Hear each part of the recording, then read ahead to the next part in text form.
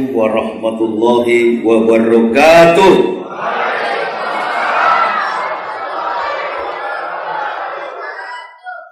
Alhamdulillah. Alhamdulillahillazi birabbi'il akhir wa ja'abalahu birabbi isan wa anzala kitaban hudan wa nurran wa ansala sab'an minal masani yahdi bihi man yarju liqa arabihi wa nailal amani. Ashhadu an la ilaha illallah rahmani wa ashhadu anna sayyidana Muhammadan abduhu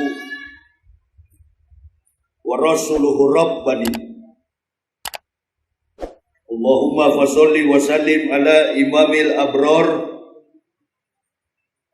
wal muqarribin sayyidina wa maulana Muhammadin wa ala alihi wa sahbihi al-ansar wal muhajirin wa alaina ma'ahum birahmatika ya arhamar rahimin. Ya ibadallah ittaqullah haqqa tuqatih wa la tamutunna illa wa antum muslimun. Ibu bapak, saudara-saudaraku rahimakumullah, panitia penyelenggara tabligh akbar Badan Kemakmuran Masjid Babu Salam Kota Pekanbaru, para alim, para ulama, tokoh-tokoh masyarakat, wabil khusus kepada Ananda yang telah menyampaikan sekelumit kisah tentang kehebatan, keagungan dan kebesaran baginda Rasulullah Muhammad sallallahu alaihi wasallam. Yang kami cintai, kami banggakan, ma'asyiral muslimin wal muslimah rahimakumullah. Kita berkumpul di rumah Allah ini, kita bersilaturahmi, tidak lain dan tidak bukan dalam setiap pertemuan majelis-majelis ilmu adalah untuk membicarakan kehidupan kita, bukan yang sekarang, tetapi kehidupan setelah kita tiba di dalam pembaringan petiduran panjang kita alias kematian. Berarti konsep yang kita bangun di dalam setiap pertemuan silaturahmi majelis-majelis ilmu tidak ada cerita lain kecuali cerita bagaimana mempertanggungjawabkan kehidupan kita di dunia ketika ajal kematian menjemput kita. Apalagi di akhir-akhir hari-hari terakhir ini, fenomena kehidupan dunia secara global dan dalam konteks keindonesiaan kita, di mana manusia lebih cenderung condong kepada perhatian tentang duniawi dan melupakan nilai-nilai spiritual agama. Entah itu dia beragama Islam, dia beragama di luar Islam, orang-orang kafir, sudah beda dalam kehidupan yang tadi dikatakan oleh dai cilik. Ini anak-anak yang menasihati kita, cucu kita yang menasihati kita. Kita berdoa agar anak-anak seperti ini konsisten. Dia bertumbuh dewasa dalam komitmen untuk mendakwahkan Islam. Dia bertumbuh dewasa dalam kekuatan untuk menyampaikan dalil yang memberikan pengertian kepada makhluk yang bernama manusia. Karena dakwah itu bukan untuk kambing, dakwah itu bukan untuk hewan, dakwah itu untuk manusia. Apa kata dakwah? Dakwah itu tuding. Makanya di zaman para nabi dulu, sebelum diutusnya para nabi, ada satu periode para nabi disebut dengan zamannya hakim-hakim. Itu disebut dengan nabi, para utusan Allah. Mereka menyampaikan sesuatu yang hak, menegakkan yang hak, memberantas yang batil. Itu dakwah. Jadi kalau ada dakwah yang masih kompromi, itu bukan dakwah. Kalau ada dakwah yang hanya menyinggung, hanya menyentil secara ironis, itu bukan dakwah. Itu namanya pidato.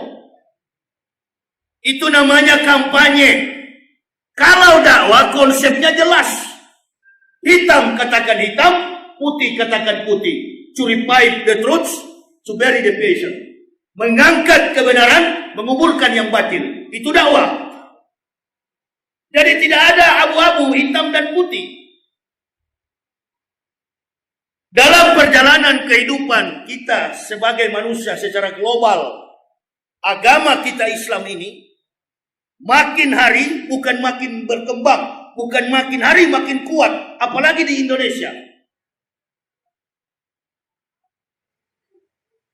Nilai daripada penghormatan terhadap ulama, nilai penghormatan terhadap para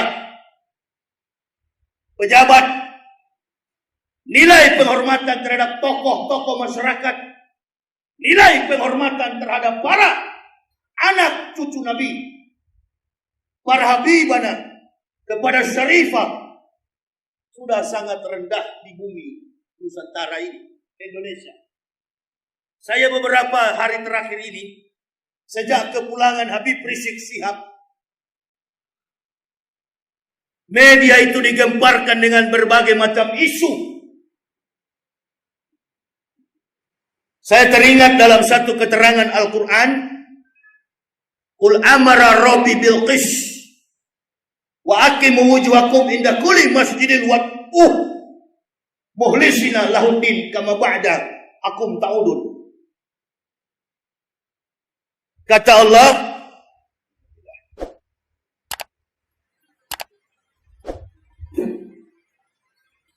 Allah, Qul amara Rabbi bil qis.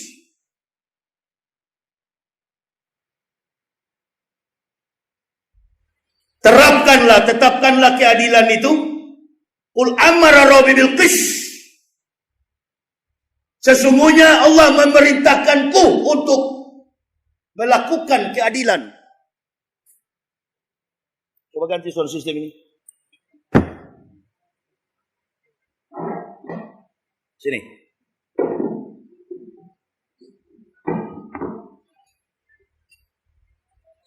Enggak, yang dipegang.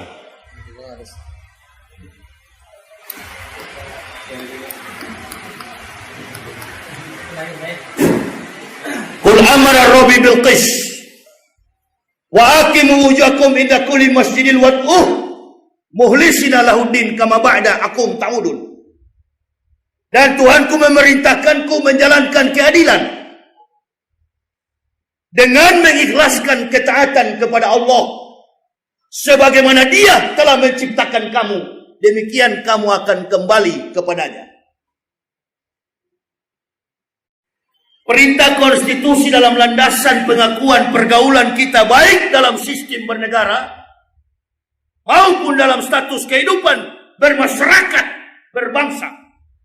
Dalam kehidupan individu, kehidupan rumah tangga, bermasyarakat, berbangsa dan bernegara, kita mempunyai satu kekuatan landasan.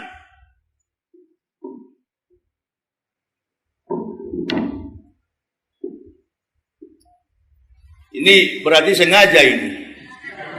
Enggak, ini sengaja, sudah tahu rusak disuruh pakai orang. Sengaja memang.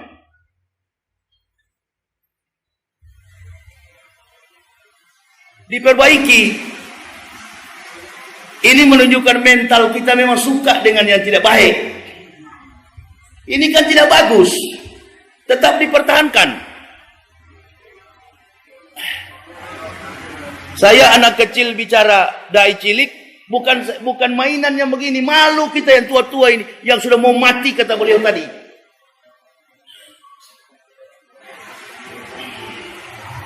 Ya nggak apa-apa, 10 menit lagi saya. 10 menit lagi, kan sudah banyak disampaikan tadi oleh dai cilik. Berarti orientasi kita ketika hidup di tengah dunia ini, posisi kita sebagai orang yang telah dihadirkan Allah,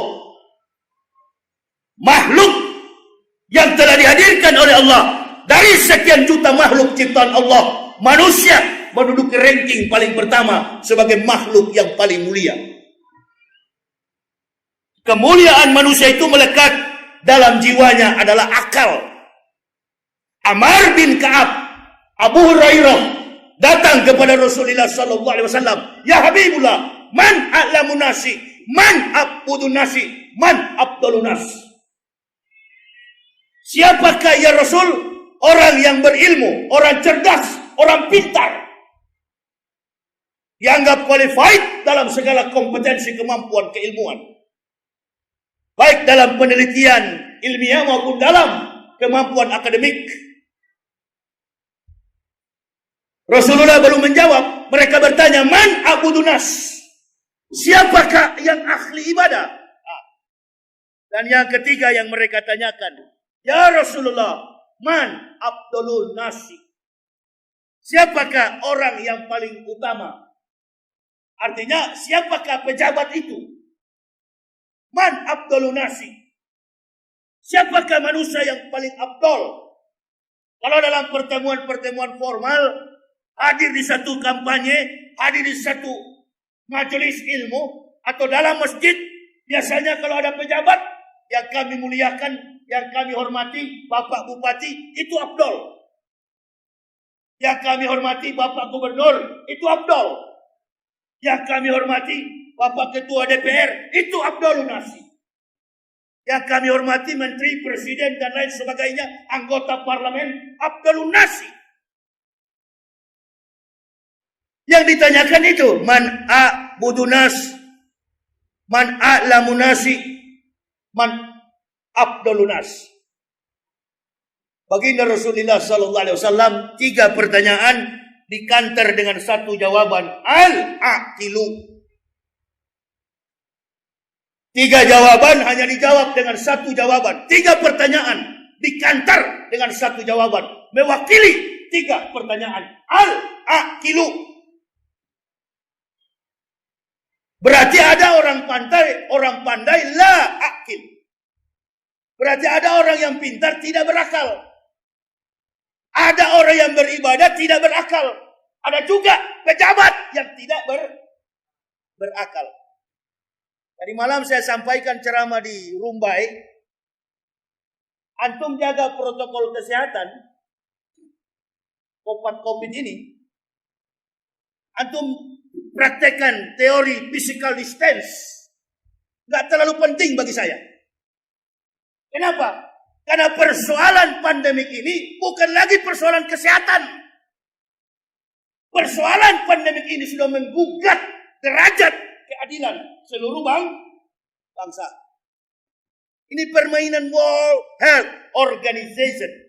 Pertarungan bisnis global antara WHO dengan mafia-mafia Amerika dan Eropa.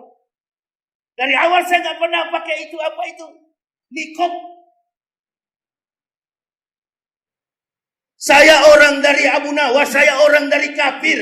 Paham betul ini percaturan politik kafir secara global dalam garis bilateral. Kalau betul ini bahaya, innalillahi, di Pekanbaru sudah ratusan ribu yang tewas kembali ke rahmatullah. Apalagi sudah begini. Ini bukan lagi physical distancing. Minimal besok pagi 100 yang kembali ke rahmatullah. Tapi ini dijadikan sebagai ajang kekuatan politik, tameng politik. Yang lain disikat, yang lain dilindungi.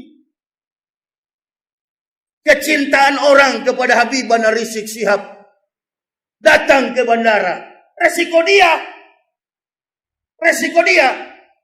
Tapi karena dia dianggap tidak memberi kontribusi, bahkan menjadi oposannya eksekutif, dianggap sebagai penentang pemerintah, melawan pemerintah, tidak sesuai dengan jalan rezim, maka diutak-atik sampai hari ini dijadikan sebagai tameng politik. Gibran yang kampanye nggak diapa-apain karena anaknya Jokowi.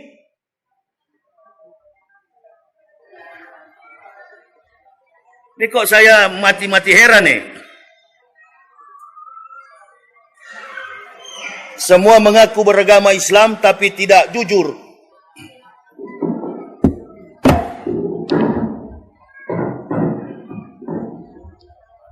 Saya bukan ustadz internasional, ustadz kampung, nggak cocok pakai begini. Orang mengaku Islam dari presiden sampai ke bawah, ke pejabat kita, tapi tidak jujur. Ini kan merupakan satu kesimpulan kekuatan dakwah yang perlu kita ijawantahkan, bahwa ketidakadilan inilah yang membuat kita semua diuji oleh Allah. Dan bahkan antisipasi dengan baik, ada praktek politik adu domba yang sedang berlangsung bagi negara kita ini. Jadi itu aja yang bisa saya sampaikan. Ibu bapak pegang baik-baik bahwa ada praktik adu domba di antara sesama Muslim. Berhati-hatilah kita, bertakwalah kepada Allah dari saat ini sampai nanti kita dijemput oleh ajal kematian. Ini yang bisa saya sampaikan. Wabillahi taufiq wal hidayah. Wassalamualaikum warahmatullahi wabarakatuh.